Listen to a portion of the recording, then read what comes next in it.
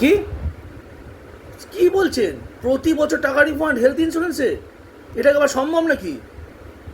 একদম ঠিক শুনেছেন, হেলথ ইন্স্যুরেন্সে প্রতি বছর টাকা রিফান্ড। শুধু আপনাকে পলিসি করার পর প্রতিদিন 10,000 স্টেপস হাঁটতে হবে, মোবাইলটা পকেটে রেখে ঘরে, রাস্তায়, জিমে, যে কোনো জায়গায় হাঁটুন, বা 300 ক্যালোরি আপনাকে বার্ন আউট করতে হবে। তা করলে কি হবে, আপনার যদি মাসে 13 দিন বা বছরে 225 দিন 10,000 স্টেপস করে হাঁটেন, তাহলে 30% প্রিমিয়াম আপনার ওয়ালেটে চলে আসবে। যদি আপনি বছরে 275 দিন করতে পারেন তাহলে 50% প্রিমিয়াম ডিসকাউন্ট হয়ে যাবে। আর যদি 325 দিন করতে পারেন বছরে, মাত্র 325 দিন, তাহলে পুরো প্রিমিয়ামটাই জিরো, পুরো টাকাটাই আপনার ওয়ালেটে চলে আসবে। তাহলে পুরো 1 বছরে প্রিমিয়ামটা ফেরত। তো আরও 4টে বৈশিষ্ট্য আছে যার জন্য ইন্ডিয়াতে নাম্বার 1 প্ল্যান এই প্ল্যানটা, যেটা আমি লাস্টে গিয়ে নামটা বলবো। 2 নম্বর বেনিফিট হচ্ছে সব কোম্পানি নো ক্লেম বোনাস দেয়। যে বোনাস আজকে কোনো বছর যদি কোনো ক্লেম না হয় তাহলে পরের বছর সাম ইন্স্যুরেন্সটা 10% হারে বা 20% হারে বাড়বে। কিন্তু এই কোম্পানি কোনো বোনাস দিচ্ছে না, সুপার ক্রেডিট দিচ্ছে, গ্যারেন্টেড দিচ্ছে। কীরকম? আমার 10 লাখ টাকা পলিসি, পরের বছর অটোমেটিকভাবে 20 লাখ হয়ে যাবে, তারপরে বছর 30 লাখ হয়ে যাবে, তারপরে বছর 40 লাখ হয়ে যাবে, তারপরে বছর 50 লাখ হয়ে যাবে, তারপরে বছর 60 লাখ হয়ে যাবে।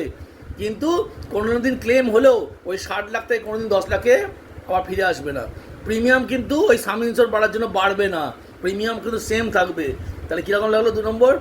3 নম্বর, আজকে ধরুন আমার 10 লাখ টাকা পলিসি আছে, কোনো একটা হসপিটালে গিয়ে আমার 8 লাখ 9 লাখ টাকা খরচা হয়ে গেল, তাহলে আমার কত টাকা পড়ে রইলো? মাত্র 1 লাখ টাকা সারা ফ্যামিলির জন্য, পুরো বছরটার জন্য। এবার হঠাৎ করে আমি সেম রোগের জন্য বা অন্য কোনো রোগের জন্য বা অ্যাক্সিডেন্টের জন্য আমি বা আমার পরিবার আবার যদি হসপিটালে ভর্তি হই, আবার যদি ধরুন 10 লাখ টাকা বিল হয়, তাহলে কত টাকা দেবে অন্যান্য কোম্পানি? মাত্র 1 লাখ টাকা। কিন্তু এই কোম্পানি আবার শেষ হওয়ার দরকার নেই, আবার 10 লাখ টাকা অটোমেটিক রিস্টোর করে দিচ্ছে। মানে আপনি 10 লাখ প্লাস আগের 1 লাখ টাকা পড়েছিল, 11 লাখ টাকা কিন্তু পরের ক্লেম থেকে ক্লেম করতে পারবেন। এবং এটা কতবার পাবেন? Unlimited time. তাহলে 2 নম্বর বেনিফিট হয়ে গেল। কিরম লাগলো? ভালো না? 3 নম্বর বেনিফিট। তো 3 নম্বর বেনিফিট হচ্ছে রুম রেন্টের কোনো ক্যাপিং নেই। আপনি যে কোনো রুমে থাকুন, রুম রেন্টের ক্যাপিং নেই। আজকে যে কোনো আমি হসপিটাল বা নার্সিংহোমে যাবেন, সব প্যাকেজ সিস্টেম থাকে। 5,000 টাকা বেড ভাড়া, ডাক্তারের ফিজ হচ্ছে 25,000 টাকা, অপারেশন চার্জ হচ্ছে 2 লাখ টাকা। সেম রোগের জন্য যখনই আপনি 7,000 টাকা বেড়ে যাবেন, ডাক্তারের ফিজ হয়ে 40,000 টাকা, অপারেশন চার্জ হয়ে 3 লাখ টাকা। এই যে সব কিছু প্যাকেজ করা থাকে, ফলে আমরা কী হয়, যখন আমরা যে পলিসিতে, যে কোম্পানিতে রুম রেন্টের ক্যাপিং থাকে, সেখানে আমরা বুঝতে পারি না যে আমরা কত টাকা খরচা করবো, কত টাকা ক্লেম পাবো। তখন আমরা কি হয় যে পুরো টাকা ক্লেম পাই না। তো যে পলিসিতে রুম রেন্টের ক্যাপিং, সেই পলিসি একদম ভালো নয়। কিন্তু এই পলিসিতে কোনো রুম রেন্টের ক্যাপিং নেই।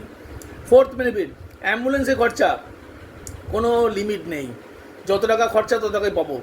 5th বেনিফিট, আজকে যে কোনো কিছু হোক, আজকে মানে কোনো রোগ হোক, সেই রোগের কোনো লিমিট নেই। অন্যান্য কোম্পানি লিমিট দিয়ে থাকে, ক্যাটারাক্টের জন্য 25,000 টাকা, হার্নিয়ার জন্য 25,000 টাকা, পাইলসের জন্য 30,000 টাকা, এরকমভাবে লিমিট দিয়ে থাকে। কিন্তু এই কোম্পানির কোনো ডিজিজের জন্য কোনো লিমিট নেই।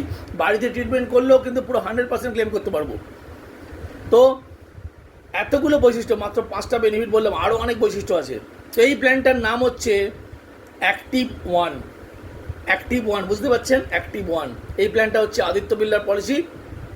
তো এই পলিসিতে যারা আজকে এই হেলথ ইন্স্যুরেন্স করছে, তাদের প্রিমিয়ামটা কিন্তু পরের বছর পুরো জিরো হয়ে যাচ্ছে। মানে আপনি একবারই টাকা দেবেন, তারপরে আর সারা জীবন প্রিমিয়াম দিতে হবে না, শুধু হাঁটতে হবে। কোম্পানি বলছে আপনি হাঁটুন, আপনি সুস্থ থাকবেন, তাহলে আপনাকে হসপিটালে যেতে হবে না। তো আমরা আপনাকে রিওয়ার্ড দেবো, সেই রিওয়ার্ডের টাকাটা হচ্ছে পুরো প্রিমিয়ামটা।